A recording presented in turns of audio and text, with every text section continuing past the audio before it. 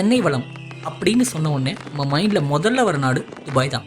அங்கே அது மட்டும் தான் இருக்கா, இல்லை இன்னும் பல விஷயங்கள் இருக்கா? வாங்க இந்த வீடியோலாம் பார்ப்போம். இங்கே நம்மள சில பேர் நினச்சிட்டு இருக்க மாதிரி துபாய் ஒரு கண்ட்ரி கிடையாது.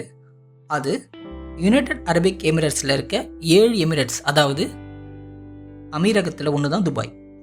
இன்னும் முக்கியமாக சொல்லணும்னா யுனைடெட் அரபிக் எமிரேட்ஸோட கேபிட்டல் கூட துபாய் கிடையாது, அது அபுதாபி.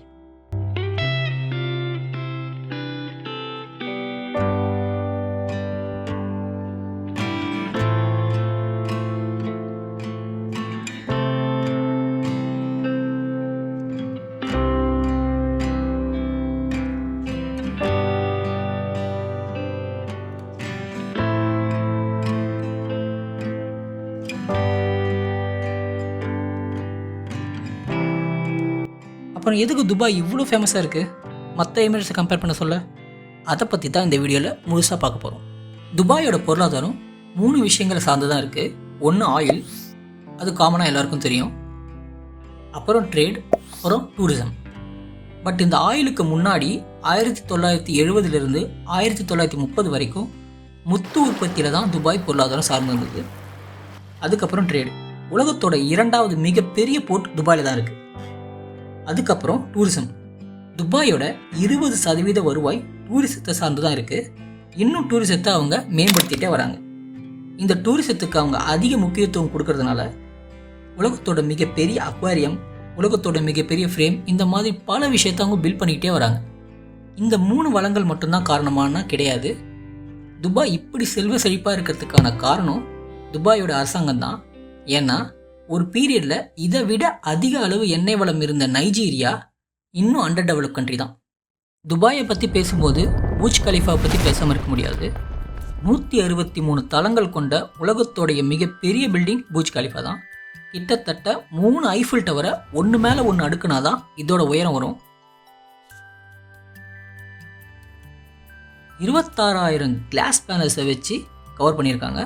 36 எம்ப்ளாயீஸ் 3 மாதம் ஒர்க் பண்ணாதான் இதை ஒரு வாட்டி முழுசாக துடைக்க முடியும். இந்த பில்டிங்கை பற்றி டீட்டெயிலாக சொல்லணும்னா கமெண்ட் பாக்ஸில் கமெண்ட் பண்ணுங்கள். Bugatti, Ferrari, Bentley, Lamborghini, Camaro, Mercedes, இது போல் பல சூப்பர் கார்ஸ் மேலே இந்த மாதிரி லைட் இருக்கிறத பார்த்தா சர்ப்ரைஸ் ஆகிடாதுங்க. துபாயில் போலீஸ் கார்ஸ் கூட இப்படி தான் இருக்கும். பட் துபாயில் மட்டும் இல்லை, இட்டாலி போன்ற சில கண்ட்ரீஸ்லேயும் சூப்பர் கார்ஸை போலீஸ்க்கு தராங்க. துபாயோட சட்டத்திட்டங்கள் ரொம்ப கடுமையாக இருக்கிறதுனால அங்கே க்ரைம் ரேட் ரொம்ப கம்மி. அதனால உலகத்தில் பாதுகாப்பான நாடுகளில் ஒன்றா துபாய் இருக்குது. துபாயில் கட்டுமான தேவைகள் அதிகமாக இருக்கிறதுனால அங்கே கிரெயின்களோட தேவைகளும் அதிகமாகவே இருக்குது. உலகத்தில் இருக்கிற 25% கிரெயின்கள் துபாயில் தான் இருக்குது. இதனால் துபாய் கிரெயின்களின் தலைநகரம் அப்படின்னு அழைக்கப்படுது. துபாயோட 90% பாப்புலேஷன் வெளிநாட்டவர்கள் தான். அதுலேயும் குறிப்பாக 30% இந்தியர்கள் தான்.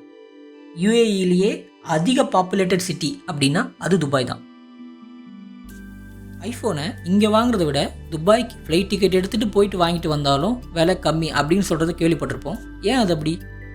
துபாயில் எலக்ட்ரானிக்ஸ் ஐட்டம்ஸ்க்கு வேட் டேக்ஸ் கிடையாது. ஆனால் துபாயை விட யூஎஸ்க்கு அடுத்தது ஜப்பானில் தான் ஐஃபோனோட ரேட் ரொம்ப கம்மி. துபாயில் இருக்கிற சில கடையில் ஜப்பான்லேருந்து வாங்கி துபாயில் இருக்க மற்ற கடைகளை விட இங்கே கம்மியாக கிடைக்குன்னு கூட சொல்லுவாங்க. நீங்கள் பூஜ் கலிஃபா முன்னாடி துபாயோட இமேஜை சர்ச் பண்ணி பார்த்தீங்கன்னா இந்த பூஜ் அல் ஹரப் அப்படின்ற ஹோட்டலில் தான் உங்களால் பார்க்க முடியும். ஏன்னா ஒரு செயற்கை தீவை கட்டி அதுக்கு மேலே 56 ஃப்ளோர் கொண்ட ஒரு ஹோட்டலே கட்டி வச்சுருக்காங்க இவங்க. துபாயோட மிகப்பெரிய ஹெலிபேட் கூட இந்த ஹோட்டலுக்கு மேலே தான் இருக்குது. இதை 7 ஸ்டார் ஹோட்டல்னு கூட சொல்கிறாங்க. பட் அஃபீஷியலாக 7 ஸ்டார் ஹோட்டல்னு ஒன்று கிடையாது. 5 ஸ்டார் ஹோட்டலுக்கு மேலே ஒன்று சொல்லணுமே அப்படின்னு சொல்லிட்டு 7 ஸ்டார் ஹோட்டல்னு சொல்கிறாங்க. இதுக்கு கீழே அண்டர் வாட்டர் ரெஸ்டாரண்ட் வேறு இருக்குது. பர்சனலாக எனக்கு இந்த ஹோட்டலில் வெளில இருந்தாலும் பார்க்கணுன்னு அது ஆசை. மனிதனால் செயற்கையாக கட்டப்பட்ட மிகப்பெரிய ஐலாண்ட் பாம் ஜமைரா துபாயில் தான் இருக்குது. இது எவ்வளோ பெருசுன்னா 5.72 ஸ்கொயர் கிலோமீட்டர் கொண்ட இதில் கிட்டத்தட்ட 600 ஃபுட்பால் பிச்சர்ஸை அமைக்க முடியும். இதை கூகுள் மேப்பில் இருந்து கூட உங்களால் பார்க்க முடியும். ஷாருக் கான், சானியா மிர்சா, முகேஷ் அம்பானி கூட இங்கே வீடுகள் இருக்குது.